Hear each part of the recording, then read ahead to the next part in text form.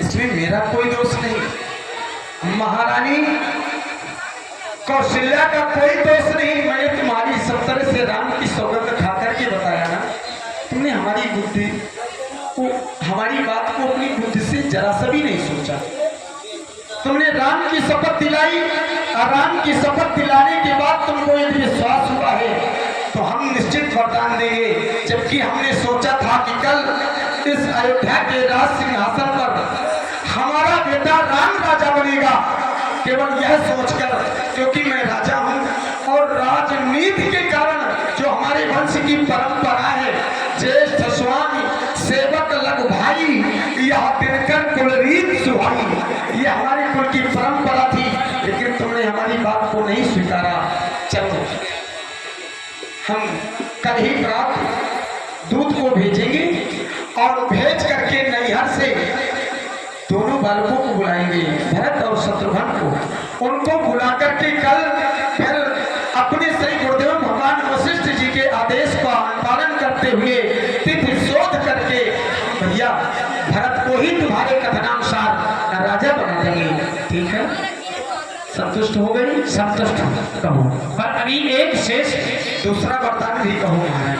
ऋण जो कि दूसरा है मेरा, ऋण जो कि दूसरा है मेरा, सो सुन लो कंपित मत होना।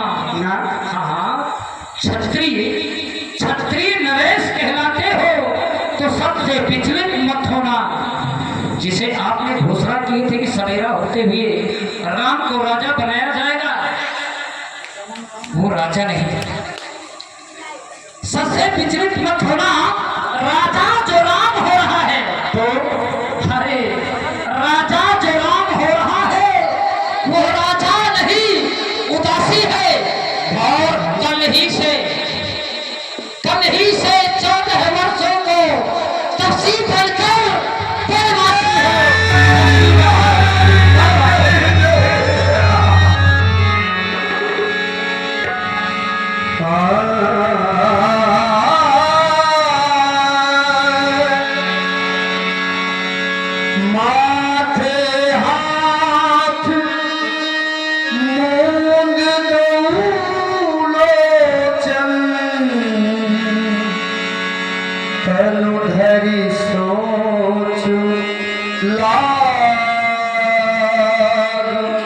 जनु सोच अरे प्यार सच्चा है तो प्यारी के सम्मुख मुख खोलो। रणवीर अगर कहलाते हो तो बोलो, एवं मत बोलो।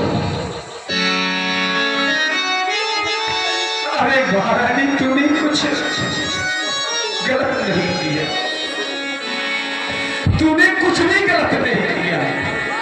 आज मुझको इस बात का प्रमाण मिल रहा है। अवश्य में वो भोक्तव्य कृतम कर्म फल शुभाशुभ।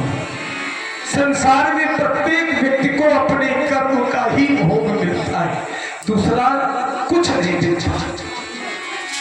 सुनो महारानी, और निश्चित यदि हमने कहा है कि हम तुम्हारे वरदान तुम्हें देंगे तो निश्चित मिलेंगे, क्योंकि हम रघुवंशी हैं।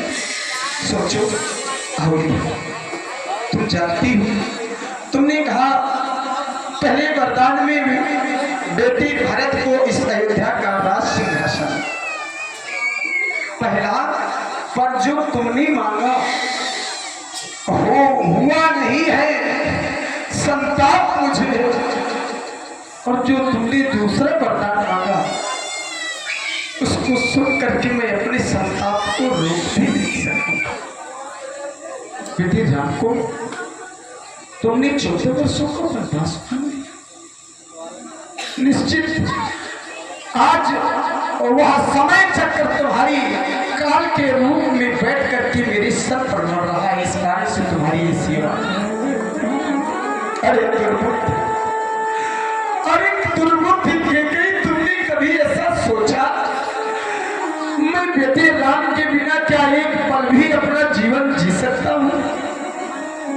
क्योंकि संपूर्ण सुकृति मेरा बेटा मेरा राम ही तो है। सब पुत्र पिता को है समान, तू भी यह बात जानती है। मुझे एक से राम भरत वो त्रिभुवन नायक साक्षी, मिल जाए राज भरत को ही उत्साह सहित स्वीकार मुझे। अरे प्रभु तुम राम को वनवास दे रही, आखिर राम के द्वारा कोई ऐसा अपराध हुआ? यदि नहीं हुआ तो कहो तजरोस राम अपराधु, आखिर बेटे राम का अपराध। वैसे तो मेरे बेटे राम का स्वभाव कैसा है तो सबको कहें राम शुद्ध साधु। हमारा बेटा राम साधु है, हमारा बेटा राम शत्रु के भी अनुकूल रहने वाला है, शत्रु के भी प्रतिकूल कभी होता ही नहीं। और वो मेरा बेटा राम क्या माता के प्रतिकूल हो सकता है? कहो ना, राम ने कोई अपराध कर दिया तो तुम क्रोध को त्याग करके महारानी कैकेयी उससे कहो ना। और फिर यदि राम ने अपराध नहीं किया तो सोचो, इस जौती अवस्था बुढ़ाई की अवस्था में केवल कोई एक ऐसा पिता हो, वो केवल पुत्र के अस्तित्व संपूर्ण जीवन जीना चाहता है। मैं बेटे राम के बिना एक पल भी नहीं जी सकता महारानी। मैं तेरे पैर पकड़ करके महारानी तुमसे भीख मांग रहा हूँ।